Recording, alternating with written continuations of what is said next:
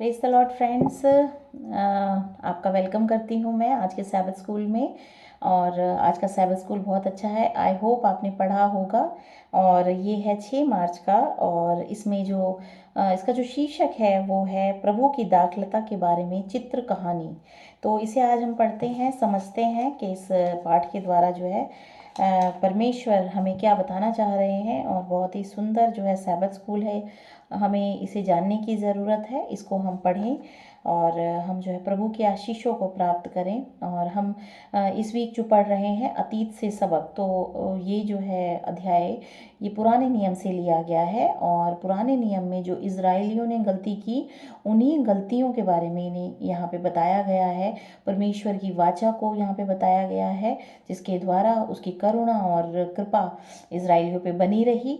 तो इसे हम पढ़ते हैं। ये भजन संहिता 80 अध्याय से लिया गया है। और इसमें लिखा है, यह भजन परमेश्वर के लोगों की तुलना किससे करता है, लोग परमेश्वर से क्या मांगते हैं। यहाँ पे हम देखते हैं कि जो परमेश्वर के लोगों की तुलना है, भजनकार ने जो है वो अंगूर के जो है बगीचे से की है इसमें। तो हम इसे आगे पढ़ेंगे। भजन संहिता 80 में परमेश्वर के लोगों की तुलना अंगूर के बगीचे से की गई है। परमेश्वर ने अंगूर के बगीचे को जड़ समेत खोद डाला, फिर वह बगीचे को प्रतिज्ञा भूमि पर ले गया जहां उसने इसे लगाया। अंगूर के बगीचे का शब्द चित्र हमें इज़राइल के लिए परमेश्वर की विशेष देखभाल को दर्शाता है। तो यहाँ जो अंगूर का जो बगीचा है वो इज़राइल जाती है, और परमेश्वर का जो देखभाल है, परमेश्वर हमेशा ही अपने बगीचे की देखभाल करते हैं, उसके बारे में जो है यहाँ पे एक चित्र कहानी के रूप में दर्शाया गया है। यहाँ हम सबसे पहले जो वर्स पढ़ेंगे वो उत्पत्ति अध्याय 49 का 11, 12 और 22 वर्सेस हैं। इसको हम पढ़ते हैं।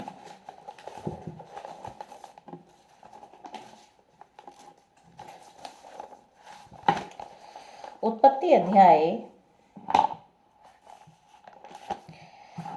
अध्याय यहाँ पे लिखा गया है। उत्पत्ति अध्याय 49 का 11, 12, 22 इसमें लिखा है, वह अपने जवान गधे को दाखलता में और अपनी गधी के बच्चे को उत्तम जाति की दाखलता में बांधा करेगा। उसने अपने वस्त्र दाख मधु में और अपना पहरावा दाखों के रस में धोया है। उसकी आंखें दाख मधु से चमकीली और उसके दांत दूध से श्वेत होंगे। और 22 वर्ष बताती है, यूसुफ फलवंत लता की एक शाखा है, वह सोते के पास लगी हुई फलवंत लता की एक शाखा है, उसकी डालियां भीत पर से चढ़कर फैल जाती हैं। यहाँ पे परमेश्वर का वचन हमें बताता है कि जो इज़राइल है वो एक, उसको कहा गया है यूसुफ, और ये एक फलवंत दाख लता है, फलवंत लता की एक शाखा है, और वह सोते के पास लगी हुई फलवंत लता की एक शाखा है, और इसकी डालियां भीत पर से चढ़ के फैल जाती हैं। हम देखते हैं मिस्र से लोगों को परमेश्वर ने निकाला और किस तरह से उन्हें कनान देश पहुंचाया।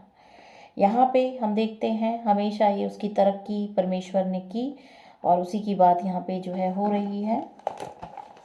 फिर हम पढ़ेंगे व्यवस्था विवरण अध्याय 7, उसकी 7 to 11 वर्सेस, उसकी 7 to 11 वर्सेस व्यवस्था विवरण की किताब उसका 7 अध्याय और 7 से 11 में लिखा है, यहोवा ने जो तुम से स्नेह करके तुमको चुन लिया। ये इज़राइल प्रजा के बारे में है कि यहोवा ने तुमको स्नेह करके चुन लिया। यहोवा ने जो तुमसे स्नेह करके तुमको चुन लिया, इसका कारण यह नहीं था कि तुम गिनती में और सब देशों के लोगों से अधिक थे, किंतु तुम तो सब देशों के लोगों से गिनती में थोड़े थे।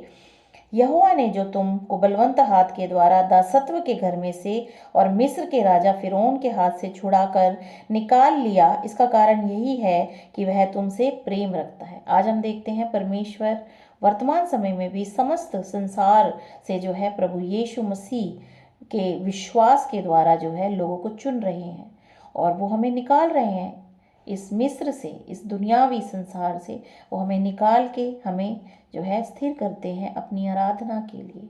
अपने लिए वो उसने हमें चुना है, हम चुने हुए लोग हैं।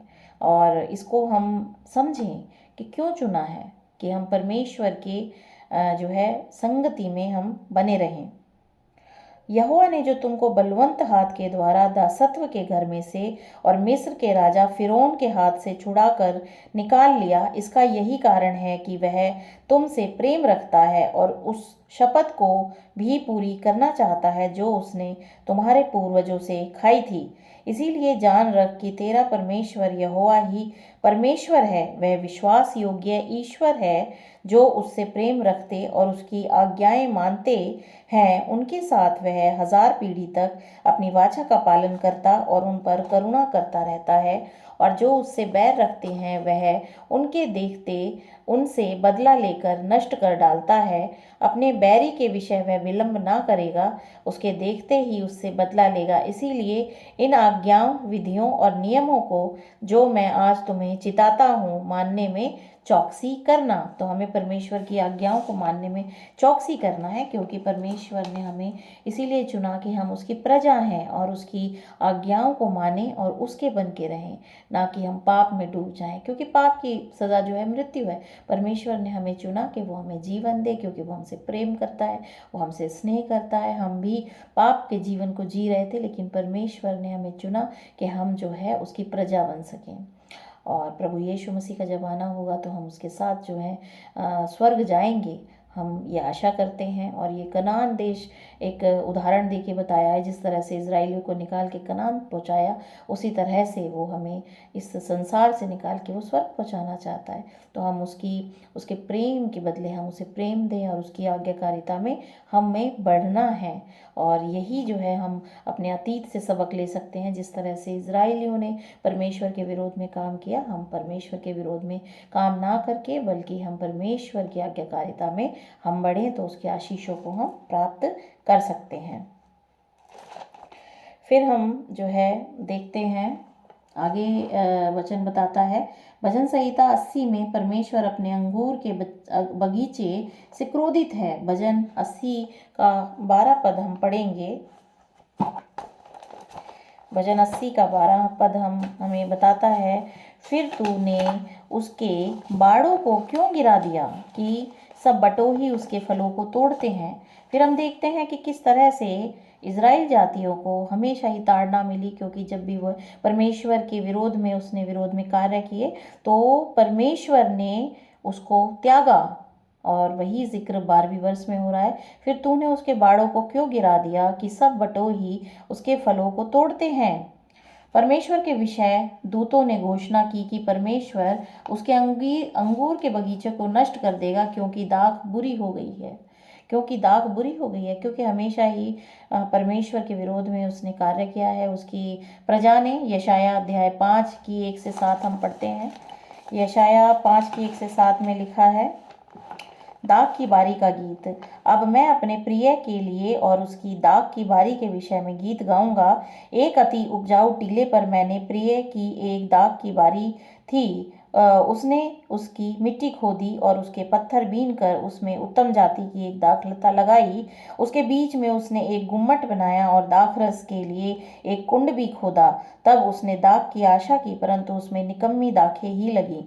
अब हे यरूशलेम के निवासियों और हे यहूदा के मनुष्यों, मेरे और मेरी दाख की बारी के बीच न्याय करो। मेरी दाख की बारी के लिए और क्या करना रह गया जो मैंने उसके लिए ना किया हो। फिर क्या कारण है कि जब मैंने दाख की आशा की तब उसमें से निकम्मे दाखें निकली। अब मैं तुमको बताता हूँ कि अपनी दाख की बारी में क्या करूँगा। मैं उसके कांटे वाले बाड़े को उखाड़ दूंगा कि वह चट की जाए, और उसकी दीवार को ढा दूंगा कि वह रौंदी जाए। मैं उसे उखाड़ दूंगा, वह ना तो फिर छांटी और ना खोदी जाएगी, और उसमें भांति भांति के कटीले पेड़ उगेंगे। मैं मेघों को भी आज्ञा दूंगा कि उस पर जल ना बरसाए, क्योंकि सेनाओं के यहोवा की दाख की बारी तो इज़राइल का घराना है, और उसका प्रिय पौधा यहूदा के लोग हैं। और उसने उसमें न्याय की आशा की, परंतु अन्याय दिखाई पड़ा। उसने धर्म की आशा की, परंतु उसे चिल्लाहट ही सुनाई पढ़ी। यहाँ पे हम देखते हैं किस तरीके से यशायाह ने इज़राइल जाति के बारे में परमेश्वर के वचनों को लिखा है कि किस तरीके से हमेशा ही इज़राइल जाति ने परमेश्वर के विरोध में कार्य करके परमेश्वर के क्रोध को जो है जगाया है। और यिर्मयाह अध्याय 2 की 21 में लिखा है, मैंने तो तुझे उत्तम जाति की दाखलता और उत्तम बीज करके लगाया था, फिर तू क्यों मेरे लिए जंगली दाखलता बन गई? क्यों उसमें जो है फूल और उसमें दाखें, अच्छी दाखें उगने की बजाय उसमें जो है हमेशा ही जो है वो कांटे उगे? क्यों? तो उसका विरोध जब उसने किया तो हमेशा ही परमेश्वर का दंड उसने भोगा। भजन संहिता 80 में भजनकार स्वीकार करता है कि परमेश्वर को अपने लोगों का न्याय करना चाहिए। अब जो भजनकार है वो जानता है किस तरह से इज़राइल ने हमेशा ही विरोध में कार्य किया, पाप में गिर गए वो, और बहुत ही घृणित काम किए उन्होंने। और लेकिन भजनकार चाहता है कि परमेश्वर उन्हें माफ़ करे। वही भजनकार असमंजस में है, वह जानता है कि परमेश्वर दया से परिपूर्ण है, इसीलिए भजनकार को यह समझने में कठिनाई हो रही है कि परमेश्वर अपने लोगों पर दया दिखाने से इनकार क्यों करता है। भजनकार को डर है कि कहीं परमेश्वर का क्रोध उसकी दया पर हावी ना हो जाए। यदि ऐसा हुआ तो इज़राइल नष्ट हो जाएगा। और भजन 80 की 16वीं वर्ष हमें बताती है, इसमें लिखा है, वह जल गई, वह कट गई है, तेरी घुड़की से वे नष्ट हो जाएं। और उसे डर है कहीं इज़राइल नष्ट ना हो जाए। गिनती और उसकी 6ठा अध्याय 22 से 27 हम पढ़ेंगे।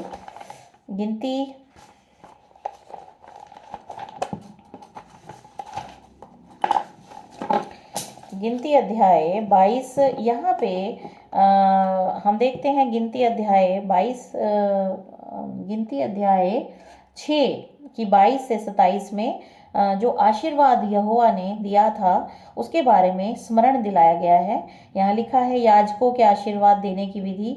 फिर यहोवा ने मूसा से कहा, हारून और उसके पुत्रों से कह दे कि तू इज़राइलियों को इन वचनों से आशीर्वाद दिया करना, यहोवा तुझे आशीष दे और तेरी रक्षा करे। यहोवा तुझ पर अपने मुख का प्रकाश चमकाए और तुझ पर अनुग्रह करे। यहोवा अपना मुख तेरी ओर करे और तुझे शांति दे। इस रीति से वे मेरे नाम को इज़राइलियों पर रखें और मैं उन्हें आशीष दिया करूँगा। यहाँ पे भजनकार फिर से उसी दया की स्मरण दिला रहा है और जो है आशीर्वाद के बारे में जो है वो याद कर रहा है। भजनकार जो है इस आशीर्वाद के बारे में कैसे बात करता है। भजन 80 हमें इज़राइल से हारून के वादे को याद रखने में मदद करता है कि परमेश्वर उन्हें हमेशा आशीष देगा। और ये जो वादा परमेश्वर ने किया है कि वो जो है आशीष देगा, तो वो गिनती अध्याय 6 की 22 की 27 में लिखा है, परमेश्वर अपने लोगों को हमेशा आशीष देगा, इज़राइल को आशीष देगा। तो वो यहाँ ये याद कर रहा है। यह वादा हमें भजनकार की आशा दिखाता है कि परमेश्वर की दया उसके लोगों को उनके कष्टों से बचाएगी। परमेश्वर की ही दया है जो कि उन्हें कष्टों से बचा सकती है। परमेश्वर हमें फिर से स्वीकार करें, हम पर मुस्कुराएं और हमें बचाएं। ये 80 भजन संहिता की किताब उसके 3री वर्ष में लिखा है। और ये प्रार्थना कर रहा है यहाँ पे भजनकार, हे परमेश्वर हमको ज्यों का त्यों कर दे और अपने मुख का प्रकाश चमका, तब हमारा उद्धार हो जाएगा। यहाँ पे जो है हम इस बात को देखते हैं कि हमें आशा है, भजनकार को भी आशा है कि परमेश्वर ही उनका उद्धार करेगा। हमारा उद्धार परमेश्वर के द्वारा है। भजन संहिता अध्याय 80 का 7वीं वर्ष बताती है, हे सेनाओं के परमेश्वर हमको ज्यों का त्यों कर दे और अपने मुख का प्रकाश हम पर चमका, तब हमारा उद्धार हो जाएगा। और 19वीं वर्ष बताती है, हे सेनाओं के परमेश्वर यहोवा हमको ज्यों का त्यों कर दे और अपने मुख का प्रकाश हम पर चमका, तब हमारा उद्धार हो जाएगा। एक ही अध्याय में 3 बार जो है ये प्रार्थना भजनकार ने रिपीट की है। और इस तरीके से हमें भी आशा रखनी चाहिए परमेश्वर पे कि वो हमारा उद्धार करेंगे और उस अपने मुख का प्रकाश हम पर चमकाएंगे, अपना ज्ञान, अपनी बुद्धि, अपनी समझ वो हमें देंगे। और अपने सबसे पहले, लेकिन अगर हम इसे प्राप्त करना है तो हम स्वीकार करें कि हमने अपनी ज़िंदगी में जो पाप किए हैं, सच्चा पश्चाताप करें कि अब हम वो पाप नहीं करेंगे तो परमेश्वर हमें बचाएगा, वो हमारा उद्धार कर सकता है, वो सामर्थी परमेश्वर है। इसमें लिखा है स्वीकार करें। शब्द का अर्थ है कि परमेश्वर अपने लोगों को जो भटक गए हैं अपने पास वापस लाने के लिए आमंत्रित कर रहा है। यह शब्द हमारे पापों को स्वीकार करने के विचार से भी जुड़ा है। जब हम अपने पापों को स्वीकार करते हैं तो हम पाप करना बंद कर देते हैं। जब सच्चा पश्चाताप करते हैं और मान लेते हैं तो हम अपने पापों को करना बंद कर देते हैं और परमेश्वर के पास वापस आ जाते हैं। प्रभु ने यिर्मयाह को समझाया कि जब उसके लोग उसके पास वापस आते हैं तो क्या होता है, मैं उनमें मेरे बारे में जानना चाहूँगा। वे जान लेंगे कि मैं यहोवा हूँ, वे मेरी प्रजा ठहरेंगे और मैं उनका परमेश्वर ठहरूंगा। मैं ऐसा इसीलिए करूँगा क्योंकि बेबीलोन के कैदी पूरे मन से मेरी ओर फिरेंगे। जब भी कोई मनुष्य परमेश्वर की तरफ फिरता है, अपने पापों का पश्चाताप करके प्रभु यीशु मसीह पे विश्वास करता है, तो परमेश्वर उनके पापों को क्षमा करते हैं, उनका उद्धार करते हैं। क्या आपको ऐसा अनुभव हुआ है जब आपने अपना पाप स्वीकार करने के बाद अपने दिल में परमेश्वर के करीब हो गए हैं? आपके पाप को ना कहने से आपको अपने दिल में परमेश्वर के करीब होने का एहसास कैसे हुआ? क्योंकि जो ये एहसास जब हम करते हैं कि हमने पाप किए और परमेश्वर ने अपने पुत्र को भेजा कि वो हमारे पापों के लिए बलिदान करे, तब हम जो है अपने पापों को करना छोड़ देते हैं, पश्चाताप करते हैं कि हमारे पापों के बदले परमेश्वर ने अपने पुत्र को जो है दंड दिया, तो अब हम पाप नहीं कर सकते। तो फिर हम मुड़ जाते हैं उस रास्ते से, उस पाप से, उस घृणित कार्य से हम मुड़ जाते हैं, हमारा दिल मुड़ जाता है और हम जो है नए बन जाते हैं, प्रभु में हम नए बन जाते हैं। और प्रभु का वचन यही बताता है कि बुराई से बचे रहो, बुराई से दूर रहो, अपने आप को शुद्ध करो और परमेश्वर की तरफ मुड़ो। यीशु मसीह ने कहा मन फिराओ नहीं तो नाश हो जाओगे। हमें अपने कार्यों से, घृणित कार्यों से मुंह फेरना है और परमेश्वर की तरफ मुड़ना है, मन को शुद्ध करना है और हमें परमेश्वर की आज्ञाकारिता में बढ़ना है। यही जो है इस पाठ से हम सबक लेते हैं। तो प्रभु आप सभी को आशीष दें और प्रभु की कृपा दया आप पे बनी रहे। तो प्रभु आपको बहुत बहुत आशीषित करें। आमीन।